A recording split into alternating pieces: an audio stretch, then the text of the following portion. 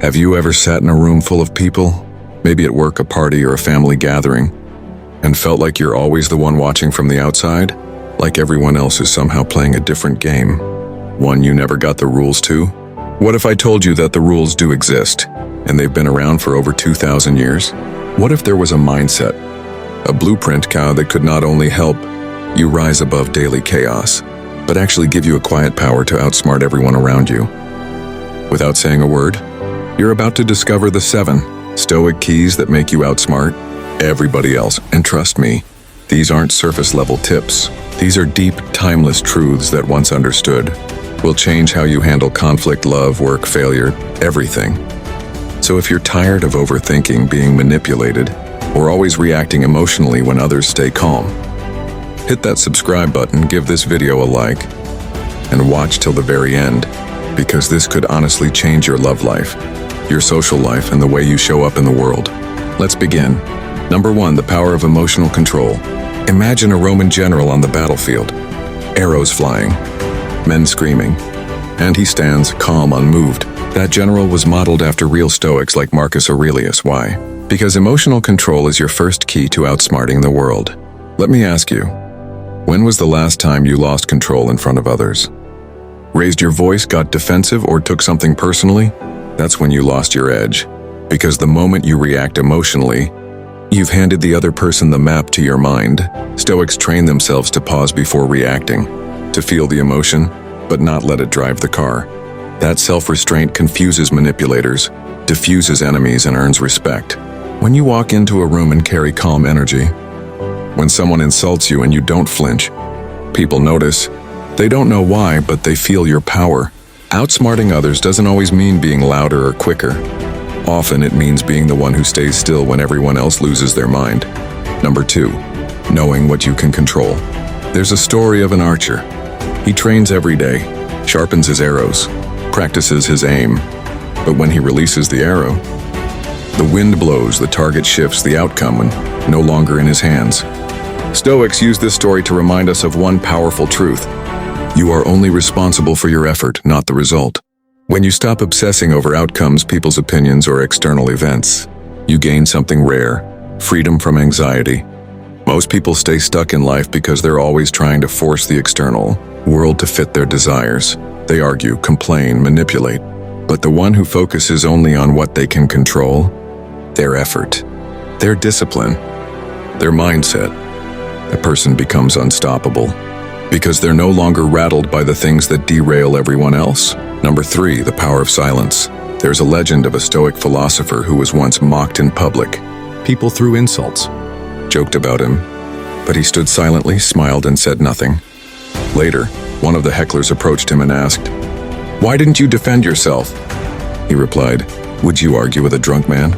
If I respond, I become one of you." Sometimes silence is the loudest response. People expect you to react, to fight back, to get emotional. When you don't, it disrupts the pattern. You confuse them. You gain control. In relationships, silence during a heated argument doesn't mean weakness. It's a power move. In business, it's a negotiation tool. In life, it's peace. Outsmarting others isn't about proving you're right. It's about knowing when not to play the game at all. Number 4, turning pain into power. Epictetus was born a slave, beaten, silenced, owned by another man. But today his words are quoted by CEOs, presidents, athletes. Why?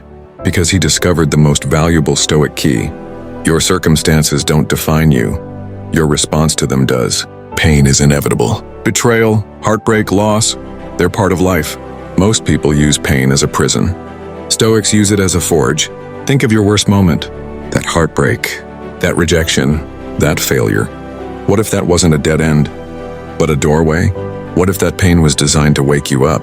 Every setback is secretly giving you fuel. Every wound is a lesson. Every loss is training, but only if you choose to respond with purpose instead of pity.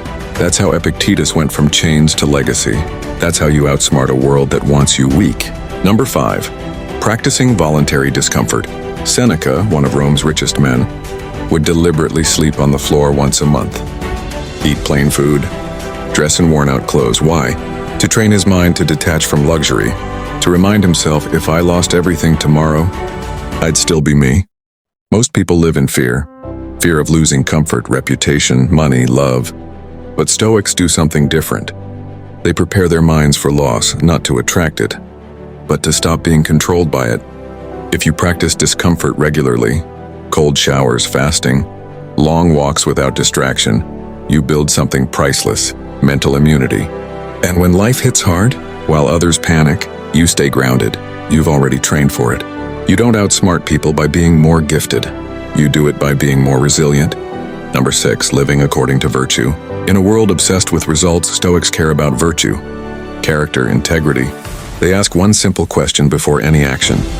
Is this the right thing to do, regardless of outcome? Think about that. If no one ever found out what you just did, would you still do it? Outsmarting others isn't about sneaky tactics. It's about becoming someone so grounded in your own code, nothing can shake you. You can fake success, you can fake charisma, but you can't fake virtue. And when people see that you live by your values, when your words and actions match, they trust you, respect you, follow you. That's the kind of power that doesn't scream, it whispers and echoes forever. Number 7, memento mori, remembering death. Marcus Aurelius wrote in his journal, "You could leave life right now. Let that determine what you do, say, and think." Now pause and ask yourself, if you only had one more week to live, how would you show up differently? Would you still waste time scrolling? Would you hold grudges? Would you delay telling someone you love them? Would you keep hiding your gifts? Stoics didn't meditate on death to be dark or dramatic. They did it to wake up, to strip away the noise, to get honest, to live urgently. You outsmart the world by remembering what most people avoid. That time is limited. And because of that, everything you do matters more, not less. When you live with that clarity, every action becomes bold, every word intentional, every day sacred. So let's bring it all home. Stay calm when others lose it. Focus only on what you can control. Let silence speak for you. Turn your pain into purpose. Train for discomfort. Live by your inner compass. And remember that nothing that lasts forever. That's how the Stoics lived. That's how you outsmart the noise. And if you live these truths, you won't just outsmart others, you'll outgrow them. So if this resonated with you, hit that subscribe button, give this video a like, and share it with someone who needs this message. And remember, Stoicism isn't just a philosophy.